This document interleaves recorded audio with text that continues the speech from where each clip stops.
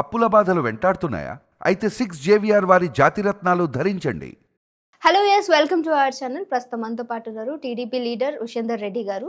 సార్తో మాట్లాడి ఈరోజు మనకు జరుగుతున్నటువంటి అసెంబ్లీలో అంటే నారా లోకేష్ గారు స్టూడెంట్స్తో కలిసి మాక్ అసెంబ్లీని కండక్ట్ చేశారు. సో దానిని కూడా మన వైసీపీ వాళ్ళు సంబంధించి చాలా కామెంట్స్ చేయడం, అంటే స్టూడెంట్స్తో చేసిన ఈ ఒక్క కేటగిరీని కూడా వాళ్ళు కామెంట్స్ చేయడం లాంటివి జరుగుతూ ఉన్నాయి. సో ఈ విషయం పట్ల సార్ ఏమంటారు? సార్తో మాట్లాడి తెలుసుకుందాం. నమస్తే సార్.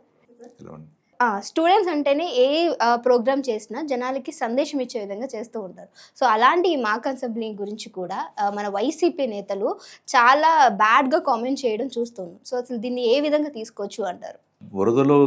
బురదలో ఉండే మనుషులు దాన్ని ఆ బురదను ఇంకోళ్ళకి అంటించాలనే ఉద్దేశంతో ఈరోజు మీరు ఆ పార్టీ కోసం మాట్లాడుతూ ఉన్నారు.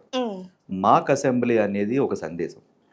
గౌరవ విద్యాశాఖ మంత్రి హెచ్ఆర్డీ మినిస్టర్ గారు నారా లోకేష్ గారు మొట్టమొదటి శాసనసభలోనే అంటే 2024లోనే ప్రజాప్రభుత్వం ఏర్పడిన తర్వాత, కూటమి ప్రభుత్వం ఏర్పడిన తర్వాత అఖండమైన మెజారిటీ ప్రజల ఒక విశ్వాసంతో, ఒక నమ్మకంతో ఇచ్చిన 124 సీట్లతో కూటమి ప్రభుత్వం ఏర్పడిన తర్వాత అసెంబ్లీలోనే చెప్పడం జరిగింది. ఎక్కడైతే ప్రభుత్వ పాఠశాలకు సంబంధించిన విద్యార్థులు ఎవరైతే ఉన్నారో రాష్ట్రం నలుమూల నుంచి కూడా తీసుకొచ్చి ఒక మాక్ అసెంబ్లీ తీసుకురావాలి. మార్పు అనేది ఇప్పుడు ఈ రోజులు చూసారు కదా, ఇప్పుడు ఈరోజు ఏం చేసినా సరే కులం చూసో, మతం చూసో, ప్రాంతం చూసో, వర్గం చూసో, వర్ణం చూసో ఈరోజు పార్టీలు పుట్టుకొచ్చినాయి. ఆ విధంగానే విభజించి పాలించే మనుషుల్లో కూడా మనం చూసాం. గత పాలకుల్లో కూడా అదే జరిగింది. గత 5 సంవత్సరాల్లో కూడా విభజించి పాలించడమే. విభజించి పాలించి రాష్ట్రాన్ని అస్తవ్యస్తం చేస్తే మార్పు అనేది ఎక్కడి నుంచి మొదలవ్వాలంటే ముందు మన పసిపిల్లల దగ్గర నుంచే మార్పు మొదలెడితే ఆ మార్పు అనేది ఎలా ఉంటుందంటే రాష్ట్ర అభివృద్ధికి ఉపయోగపడుతుంది, దోహదపడతా ఉంటుంది. దాని ఉద్దేశంతోనే గౌరవ నారా లోకేష్ గారు ఆనాటి యువగలం పాదయాత్రలో కూడా తన కలిసిన ప్రతి విద్యార్థికి కూడా ఒక మాట చెప్పడం జరిగింది. మీ చేత, మీ అందరి సహకారంతో మళ్ళీ ప్రభుత్వంలోకి మేము రాగానే మేము అసెంబ్లీలో మిమ్మల్ని కూర్చోబెట్టే కార్యక్రమం మేము తీసుకుంటాము. మీ ద్వారానే మాకు అసెంబ్లీ మేము చేయడం జరుగుతుంది అని చెప్పడం ఆ రోజు జరిగింది. ఆ రోజు ఇచ్చిన వాగ్దానం ప్రకారమే మొన్న జరిగిన మాక్ అసెంబ్లీ. ఎందుకు ఈ మాక్ అసెంబ్లీ ఎందుకు జరుగుతుందంటే గత 5 సంవత్సరాల్లో మనం చూసాం గత పాలకులు అసెంబ్లీని ఎంత అంటే దాన్ని మైసభగా ఎట్లా తయారు చేశారో మనం చూడడం జరిగింది. శాసనసభ అంటే ఏంటండి? ప్రజల సమస్యల కోసం మనం పరిష్కరించే చక్కటి మార్గం. ప్రజల కోసం మనం చట్టాలు చేయడం కానివ్వండి, ప్రజలకు మనం ఏం చెప్తున్నాము అనేది ఆ ప్రభుత్వం ఒక శాసనసభ ద్వారా ప్రజలకు తెలియజేయాల్సిన ఒక దేవాలయం లాంటి శాసనసభని ఎంత దారుణంగా గత పాలకులు ఏ విధంగా చేశారు, ఎంత దుర్మార్గంగా చేశారు అనేది గత పాలకుల్లో మన 5 సంవత్సరాలు ఈ 5 కోట్ల మంది ప్రజలు ప్రత్యక్షంగా చూడడం జరిగింది. ఆనాటి పాలకులు ఏ విధమైన దుర్భాషలు ఆడారు, వ్యక్తిగతాల కోసం కానివ్వండి, అంటే అక్కసుతో కానీ. ప్రభుత్వం అంటే ఎప్పుడూ కూడా ఒక ప్రతిపక్షం, ఆనాటి గౌరవ ప్రతిపక్షం కూడా ఏ రోజు కూడా ప్రభుత్వం మీద విమర్శించారు, ప్రభుత్వ విధానాల మీద విమర్శించడం జరిగింది. మీరు ఇది చెప్పారు, ఇది చేయట్లేదు. ఇదే గత పాలకులు, నేను ఆ పార్టీ పేరు ఎత్తాలన్నా కూడా ఈరోజు నాకు సిగ్గు అనిపిస్తుంది.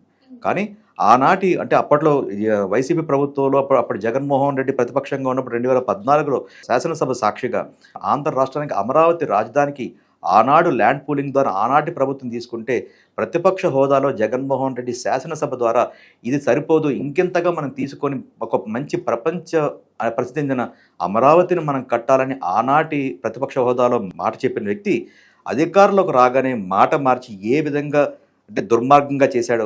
అసలు అమరావతి అనేది ఒక ఆంధ్ర రాష్ట్రానికి ఒక రాజధాని సరిపోదని చెప్పి 3 ముక్కల ఆటలుగా అంటే పేకాట మాదిరి 3 ముక్కల ఆటలుగా ఆడి అమరావతిని ఎంత అవహేళన చేశాడో మనం చూసాం. అంటే ఇవే కాదు, ఒక ప్రతిపక్ష నేతని కూడా, ఒక ప్రతిపక్ష శాసనసభ్యులను కూడా, ఒక ప్రతిపక్ష నేత అంటే ప్రతిపక్ష నేత అంటే చంద్రబాబు నాయుడు గారు, గౌరవ చంద్రబాబు నాయుడు అప్పుడు ప్రతిపక్ష నేతగా ఉన్నప్పుడు అంటే ఈ రాష్ట్రానికి, ఉమ్మడి రాష్ట్రానికి అంటే ఈ ఆంధ్రప్రదేశ్లో అత్యున్నతమైన అంటే ఎక్స్పీరియన్స్ ఉండే వ్యక్తి గౌరవ నారా చంద్రబాబు నాయుడు. రాజకీయాల్లో అపార అనుభవం ఉండే వ్యక్తి నారా చంద్రబాబు నాయుడు గారిని ఎంత అవహేళనగా చేశారో మనం చూసాం. అంటే ప్రభుత్వ విధానాల మీద ప్రశ్నిస్తుంటే వ్యక్తిగతంగా దాడులు చేయడం జరిగింది. సో అలాంటి కార్యక్రమాలు ఆ పాలకులు చేస్తే ఈనాటి ఈ ప్రజాప్రభుత్వం ఈ యొక్క అంటే పసిపిల్లల దగ్గర నుంచి శాసనసభలో ఏ విధంగా మనం చేయగలగాలి, శాసనసభలో ఏ విధమైన చర్చను మనం మొదలు పెట్టాలి, ఎంతటి వాతావరణం మనం తీసుకురావాలి, ప్రజలకి ఏం అవసరం ఉంది, మనం ఎంత ఖర్చు పెడతా ఉన్నాం అనే ఉద్దేశంతోనే ఈ యొక్క అంటే పిల్లల ద్వారానే తీసుకురావాలనే ఉద్దేశంతోనే గౌరవ విద్యామంత్రిగా మొన్న మాక్ అసెంబ్లీ చేయడం జరిగింది. నిజంగా ఆ మాక్ అసెంబ్లీ చేస్తుంటే 175 మంది ఎమ్మెల్యేలు కూడా ఆశ్చర్యపోయే విధంగా ఆ రోజు మాక్ అసెంబ్లీ జరిగింది అనేది మొత్తం ప్రపంచం మొత్తం చూసింది. అంటే పిల్లలకు కూడా ఎటువంటి అనుభవం లేకుండా కూడా వాళ్ళకి ప్రజాస్వామ్యం పట్ల, ప్రజల విధానాల పట్ల కానివ్వండి, అంటే ప్రజా వ్యవస్థ మీద విధానాల పట్ల కానివ్వండి, ప్రభుత్వం చేసే యొక్క ఏదైతే ఉంటాయో ఆ పాలసీలు కానివ్వండి ఎంత చక్కగా విశదీకరించారు. ఆఖరికి ప్రజల చేత గెలిపించిన కొంతమంది శాసనసభ్యులు కూడా ఈ రోజు కూడా ప్రజాస్వామ్యం మీద కానివ్వండి, ప్రజా వ్యవస్థ మీద కానివ్వండి, శాసనసభ వ్యవస్థ మీద కానీ గౌరవం లేకుండా ప్రజలు కట్టే శిస్తుల ద్వారా వాళ్ళ జీతాలు తీసుకుంటే ఈ రోజు కూడా అసెంబ్లీకి రాకుండా ఎవరైతే ఈ యొక్క వైసీపీ శాసనసభ్యులు మీరు అన్నారు కదా, ఇందాక బురద జల్లే పార్టీ వ్యక్తులు బురద జల్లుతూనే ఉంటారు. మీకు ప్రజాస్వామ్యం మీద గౌరవం ఉంటే గనక ఎందుకు అసెంబ్లీకి రావట్లేదు? ఎందుకు ప్రజా సమస్యల మీద మీరు చర్చించట్లేదు? అంటే వాళ్ళకి దాని అర్థం ఏంటండి? వాళ్ళకి కావాల్సింది అధికారమే. వాళ్ళకి ప్రజలు చేదరించుకొని ఒక 11 సీట్లు ఇస్తే అబ్బే మాకు ఇది సరిపోదు, మేము దీనికి రాము, ఎట్టి బస్సులో రాము, మాకు అధికారం ఉంటేనే మేము శాసనసభలోకి వస్తాము, లేకపోతే మేము దోషణ పర్వం చేస్తామనే విధంగా ఆ బురద మనుషులు ఉన్నారు. కానీ మిగతా శాసనసభలు 124 శాసనసభ్యులు ఎవరైతే ఉన్నారో వాళ్ళందరూ కూడా ఆశ్చర్యపోయే విధంగా ఆనాటి విద్యార్థులు, అది కూడా ప్రభుత్వ పాఠశాలలో చదువుకునే విద్యార్థులు ఎంత చక్కగా ప్రతి ఒక్క సమస్య మీద కూలాకాశంగా చర్చించి ఆ సమస్యకి పరిష్కారాన్ని కూడా చూపించి ప్రభుత్వానికి కూడా సలహాలు ఇచ్చే స్థాయికి విద్యార్థులు ఎదిగారంటే అది మార్పు కావాల్సింది. ఈ తరం, రేపటి తరం, ఆ తరాన్ని గుర్తుపెట్టుకొని గౌరవ నారా లోకేష్ గారు ఈ యొక్క మాక్ అసెంబ్లీ నిర్వహించారు. అది చాలా బాగా జరిగింది. మార్పు అక్కడి నుంచే మొదలైంది. మన ఇంట్లోంచే మార్పు మొదలెడితే, ఒక క్రమశిక్షణ అనేది మన ఇంట్లోంచే మొదలైతే కనుక అది రాష్ట్రం మీద పడుతుంది, సొసైటీ మీద పడుతుంది. ఆ అభివృద్ధి ఫలాలు ప్రతి 5 కోట్ల మంది ప్రజలకు అందుతాయనే ఉద్దేశంతోనే ఒక క్రమశిక్షణతో, ప్రజాస్వామ్య విలువతో మాక్ అసెంబ్లీ పెట్టడం జరిగింది. ఆ మాక్ అసెంబ్లీని కూడా మీరు అన్నారు, మీరు ఇందాక అడిగిన ప్రశ్నలోనే అసెంబ్లీ కోసం కూడా ఈ వైసీపీ దుర్మార్గంగా మాట్లాడుతున్నారంటే ఈ మనుషులు ఇక్కడ పర్సనల్ గా కూడా ట్రిగర్ చేస్తూ ఉన్నారు. అంటే దీన్ని పర్సనల్ గా తీసుకునే విషయం కాదు, అక్కడ జరిగిన మాక్ అసెంబ్లీ గురించే మాట్లాడాలి ఒకవేళ ఏదైనా మిస్టేక్ ఉంటే. కానీ వీళ్ళు పర్సనల్ గా కూడా ట్రిగర్ చేస్తున్నారు అని అంటే మీరు ఇందాక ప్రశ్న అడిగినప్పుడే చెప్పినాను, బురద మనుషులు, బురదలో దొర్లే వ్యక్తులు, అంటే ఆ బురద దొర్లేది ఏదైతే ఉందో దాంతో కూడా ఆ వరాహాన్ని కూడా మనం సంబోధిస్తే ఆ వరాహం కూడా సిగ్గుపడుతుంది. అరే నువ్వు మాతో వాళ్ళని పోల్చేవని చెప్పి అది కూడా సిగ్గుపడే పరిస్థితులు ఈ విధంగా దిగజారినారు. గతం కూడా చెప్పినాను, అసెంబ్లీలో వీళ్ళు వ్యక్తిగతాల కోసం మాట్లాడుతూ ఉన్నారు. రాజకీయాల్లో వ్యక్తిగతాలు దేనికండి? మీ యొక్క సిద్ధాంతాల కోసం మీరు మాట్లాడతారు, మా యొక్క సిద్ధాంతాల కోసం మేము మాట్లాడతాం. అల్టిమేట్గా మన ఈ ప్రజల కోసం మనం చేయాల్సిన పని ఉంది. ప్రజలు నిర్ణయిస్తారు ఎవరు ఎక్కడ ఉండాలో, ఎవరు ఎక్కడ ఉండకూడదని. దానికి ఉదాహరణ 2024 ఎవరు ఎక్కడ ఉండాలో వారు ప్రజలు నిర్ణయించారు. కాబట్టి ఈరోజు ఆ అక్కస్ అనేది వచ్చేసింది. అక్కస్ రాగానే అంటే వీళ్ళకి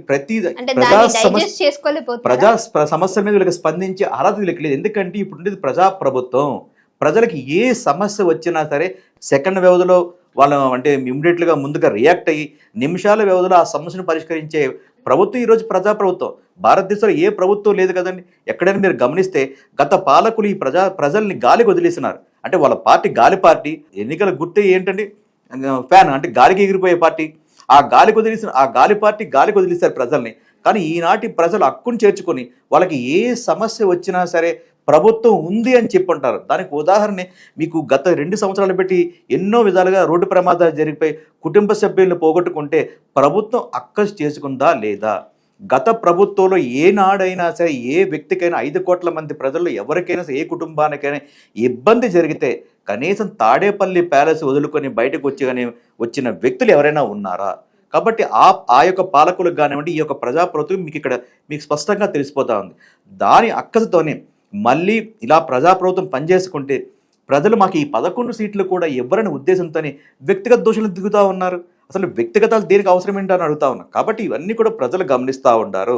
రేపు 2029లో కానివ్వండి, జరగబోయే ఏ ఎలక్షన్ వచ్చినా సరే ఈ ప్రజలు ఖచ్చితంగా మెట్టితో కొట్టే కార్యక్రమం ఖచ్చితంగా చేస్తూ ఉంటారు. ఎందుకంటే వాళ్ళందరికీ బాగా తెలుసు ఎవరు మా కోసం పనిచేస్తూ ఉంటారు, ఎవరు మా కోసం నిలబడతా ఉన్నారు, లేదు ఎవరు మా కోసం పట్టించుకోకుండా నాటకాలు ఆడుతున్నారనే సంగతి ప్రజలకు బాగా తెలుసు. కాబట్టే వీళ్ళు ఆ భయంతో ప్రభుత్వం మీద అక్కసతో ఎటువంటి అంటే చెప్పుకోవడానికి ఏది లేదు కాబట్టి వ్యక్తిగత దోషాలు పెడతారు. కాబట్టి ఈ ప్రజల కోసం మేము ఎన్ని దోషాలకైనా సిద్ధంగా ఉన్నాం. దాని ఉదాహరణ గత 5 సంవత్సరాలు మా మీద ఎన్నో తెలుగుదేశం పార్టీ మీద ఎన్నో విధాలుగా దోషణ పర్వాలు చేసినా కూడా, దాడులు పర్వాలు చేసినా సరే మేము మౌనంగానే భరించాం తప్ప మేము ఎదురుదాడి చేయలేదు. కాబట్టి మా తెలుగుదేశం పార్టీ క్రమశిక్షణతో కూడిన పార్టీ, ప్రజాప్రభుత్వం కూడా క్రమశిక్షణతో కూడిన ప్రభుత్వం. కాబట్టి మేము అన్నీ కూడా ఓపికతో ఉన్న ఈ ప్రజల్ని అభివృద్ధి పరచాలి, ఆంధ్ర రాష్ట్రాన్ని అభివృద్ధి పరచాలి. ప్రపంచం అంటే మనం ఈ రోజు ఎక్కడికి పోవాలన్నా ప్రపంచం మనం పోతున్నాం, ప్రపంచం అనుమతులు పోతున్నాం. కానీ ఈనాటి ప్రజాకూటమి ప్రభుత్వం ఏం చేస్తుందంటే ప్రపంచమే మన అమరావతికి రావాలి, మన ఆంధ్ర రాష్ట్ర క్యాపిటల్ సిటీ అమరావతికి రావాలనే ఉద్దేశంతోనే అన్ని విధాలుగా కూడా, అంటే మాకు ఏది కూడా ఎన్ని విధాలుగా ఈ యొక్క దుర్మార్గమైన పార్టీలు ఎన్ని మాట్లాడినా కూడా అవన్నీ కూడా మేము పంటి బిగపెట్టుకొని ఈ ప్రజల అభివృద్ధి పరచాలనే ఉద్దేశంతోనే అమరావతి నవ్వుతో భవిష్యత్తుగా నిర్మిస్తూ ఉన్నాము. అట్లాగే ప్రజా వ్యవస్థను కూడా పూర్తిగా గాడిని పెడతా ఉన్నాం, అభివృద్ధి పదవుల్లో ముందుకు పోతామని మీ ద్వారా తెలియజేస్తా ఉన్నాం. ఓకే అండి, థ్యాంక్ యూ. థ్యాంక్ యూ అమ్మా.